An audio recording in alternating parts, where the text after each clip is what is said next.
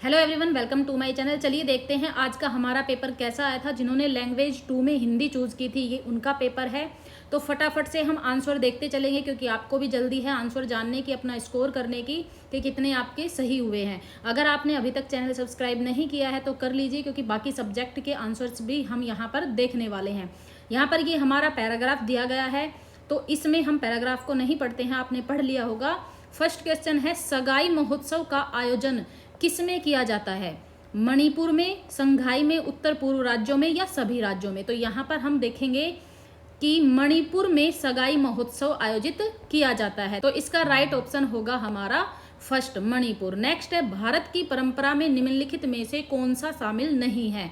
उत्सव, मेले, संघर्ष या फिर त्योहार? इसी में देखते हैं गद्यांश में, भारत में पर्व, उत्सव और मेलों की सदियों पुरानी परंपरा है। किसकी? पर्व, उत्सव और मेले। उत्सव, मेले और पर्व को ही हम त्योहार बोलते हैं। तो किसकी नहीं है? संघर्ष की। थर्ड नंबर का ऑप्शन हमारा राइट होगा।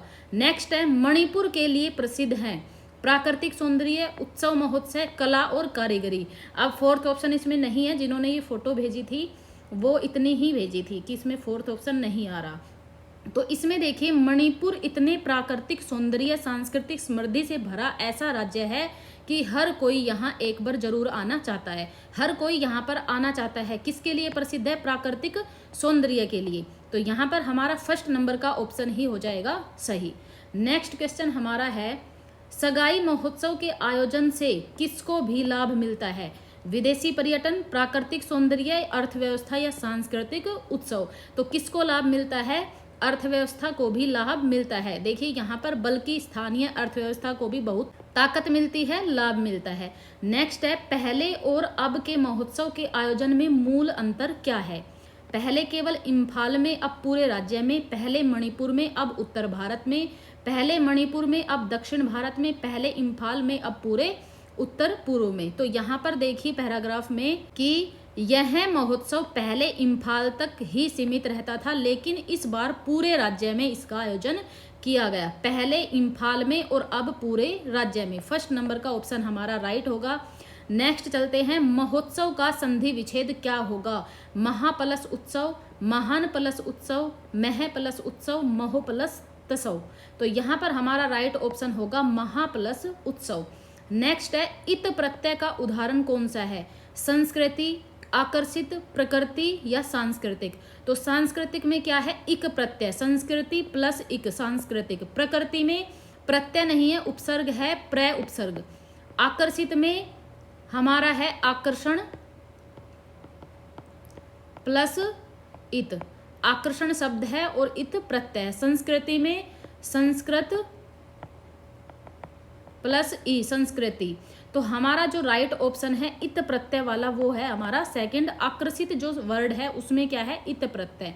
नेक्स्ट है, गद्यांश में किसकी क्षमता के सामने आने की बात कही गई है? मणिपुर की सांस्कृतिक समृद्धि की, स्थानीय कलाओं की या फिर महोत्सव की? देखिए यहाँ पर है, यहाँ महोत्सव पहले इम्फाल तक ही सीमित रहता था, लेकिन इस बार पूरे राज्य में इसका आयोजन किया गया है। जब ऐसे आयोजनों को ज़्यादा से ज़्यादा लोगों के साथ जोड़ा जाता है, तभी इसकी पूरी क्षमता सामने आती है। किसकी? महोत्सव की। तो यहाँ पर हमारा ऑप्शन फोर्थ राइट होगा। नेक्स्ट क्वेश्चन है हमारा 129। ये फिर से एक पैराग्राफ है, क्योंकि लैंग्वेज सेकंड थी तो इसमें दोनों ही गद्यांश आते हैं, और फर्स्ट लैंग्वेज अगर आप लेते तो उसमें एक गद्यांश होता है और एक पद्यांश। तो 129वां नंबर का जो क्वेश्चन है वो है, गद्यांश के अनुसार सबसे बड़ा दुख कौन सा है? पीड़ा का, तनाव का, अभाव का या फिर स्वभाव का? तो यहाँ पर हम देखते हैं कि जीवन में कभी अभाव का दुख, कभी स्वभाव का और कभी दुर्भाव का, और इससे भी ऊपर सदैव तनाव का। सबसे ऊपर कौन सा दुख है? तनाव का दुख। तो यहाँ पर सेकंड नंबर का ऑप्शन हमारा सही होगा। नेक्स्ट है, सबसे बड़ी भूल है दुख से छुटकारे के लिए संन्यास लेना, दुख से दूर भागना और एकांतवास, सुख पाने के लिए गलत काम करना या सुख पाने के लिए साधना करना? तो गद्यांश में ही इसको देखते हैं। यहाँ देखिए, दुखों से दूर रहने और सुख पाने की चाह में हम नए नए पापों में प्रवेश करने लगते हैं। किसके लिए? सुख पाने के लिए। इसमें देखिए, सुख पाने के लिए गलत काम करना, यहाँ पर पाप नहीं लिखा हुआ है, लेकिन पाप की जगह क्या लिखा है? गलत काम। तो थर्ड नंबर का ऑप्शन हमारा सही होगा। दुख से छुटकारे के लिए संन्यास नहीं, दुख से दूर भागना एकांतवास भी नहीं, सुख पाने के लिए साधना नहीं। नेक्स्ट क्वेश्चन देखते हैं 131।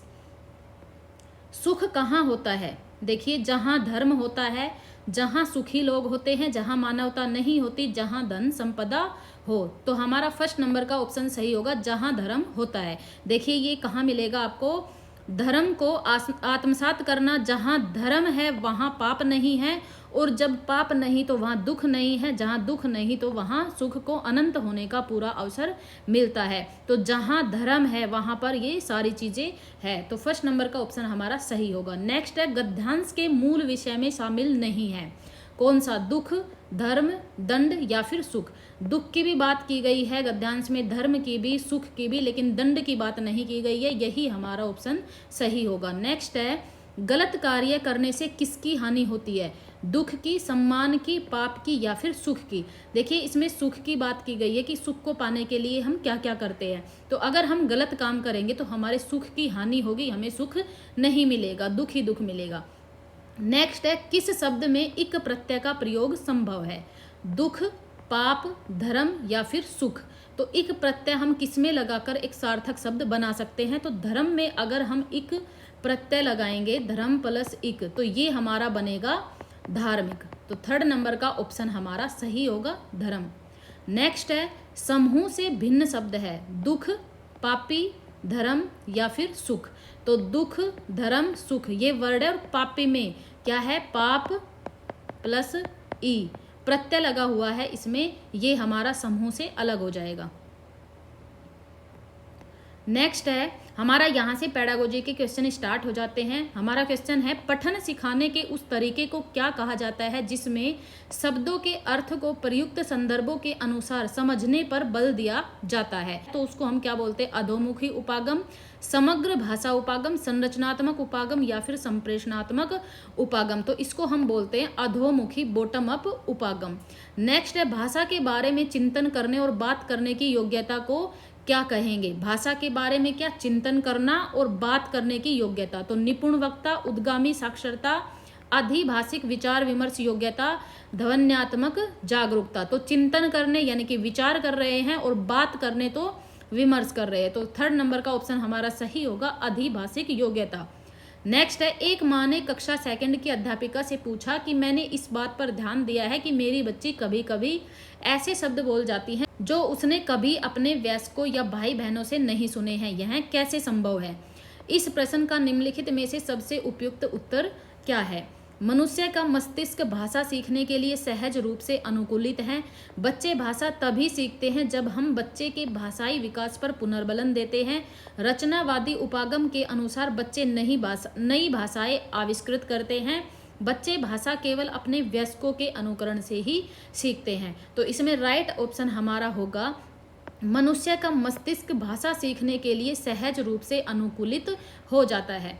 नेक्स्ट है हमारा, प्रारंभिक साक्षरता को सुसाध्य बनाने की एक युक्ति है जिसमें एक वयस्क और एक बालिका दोनों साथ साथ एक पुस्तक देख रहे हैं। वयस्क प्रश्न पूछता है और आपसी संवाद को प्रोत्साहित करता है, फिर दोनों की भूमिका बदलती है, बालिका वयस्क से प्रश्न पूछती है। यह युक्ति क्या कहलाती है? साझा पठन, संभाषिक पठन, कथा वाचन या मॉडल पठन। तो ये हमारी जो युक्ति है वो कहलाती है साझा पठन। नेक्स्ट क्वेश्चन देखते हैं, एक अध्यापक शिक्षार्थियों के भाषा के श्रवण कौशलों का विकास कैसे कर सकता है?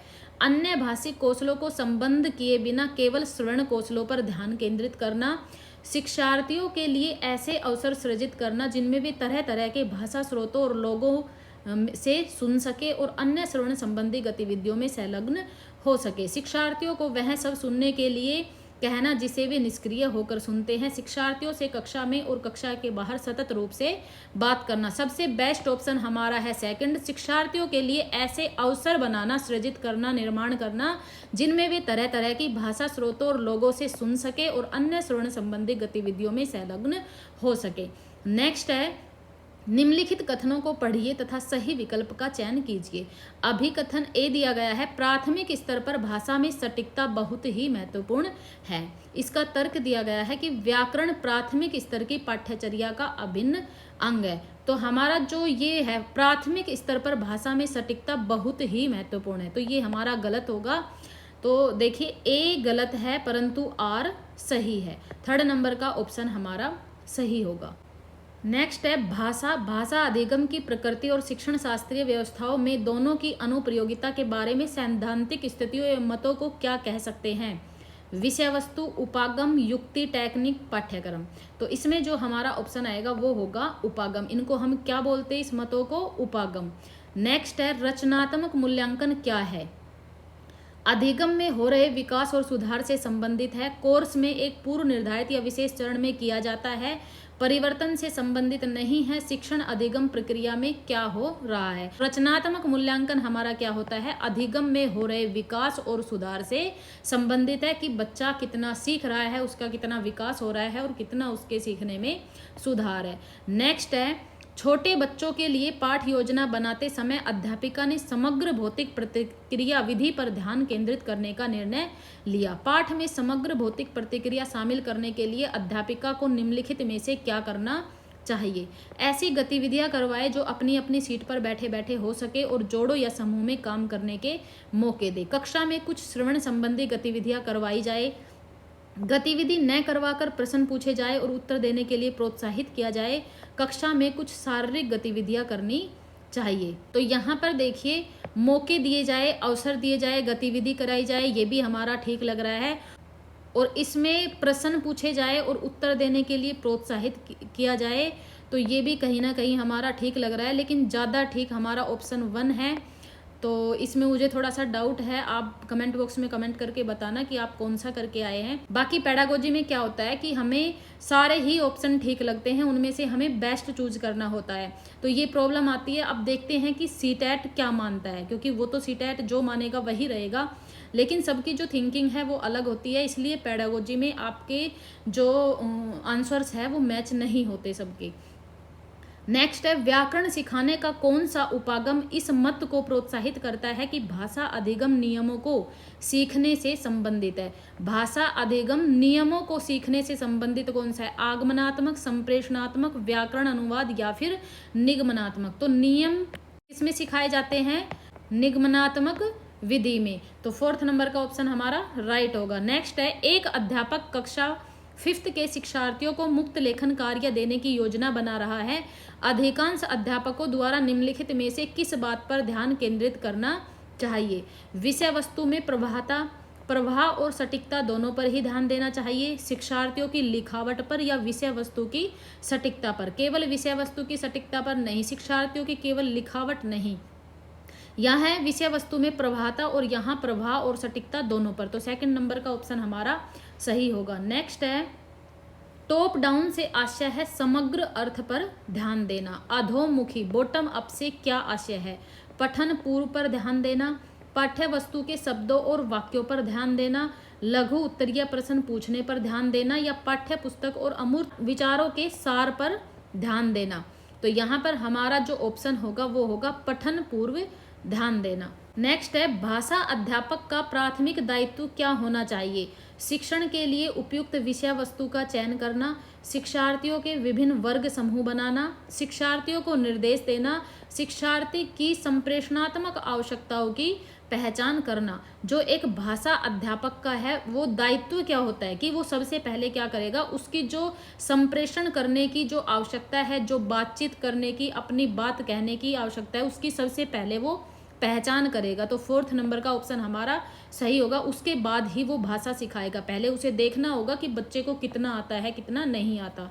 एक छोटी बच्ची कोई एक पुस्तक उठाती है, उसे सीधी तरफ से पकड़ती है और उसके पृष्ठ पलटती है। इन सब में क्या सम्मिलित है? उद्गामी पाठ्यचर्या, उद्गामी गुणधर्म, उद्गामी समाधान कौशल या उद्गामी साक्षरता कौशल? तो इसमें हमारा 4th नंबर का ऑप्शन सही होगा, उद्गामी इमरजेंट साक्षरता कौशल। नेक्स्ट है और लास्ट भी, निम्नलिखित कथनों को पढ़िए तथा सही विकल्प का चयन कीजिए। अभिकथन ए, शिक्षार्थी भाषा अर्जित करते हैं क्योंकि वे ऐसा करने के लिए आनुवंशिक रूप से पूर्वानुकूलित होते हैं और ऐसे में परिवेश की कोई भूमिका नहीं होती। ये सरासर गलत है। भाषा सीखने में परिवेश की महत्वपूर्ण भूमिका होती है। तर्क क्या दिया है? भाषा अर्जन में शिक्षार्थी केंद्रित कक्षाई परिवेश का बहुत गहरा प्रभाव पड़ता है। ये हमारा सही है। तो देखिए ए गलत है परंतु आर सही है।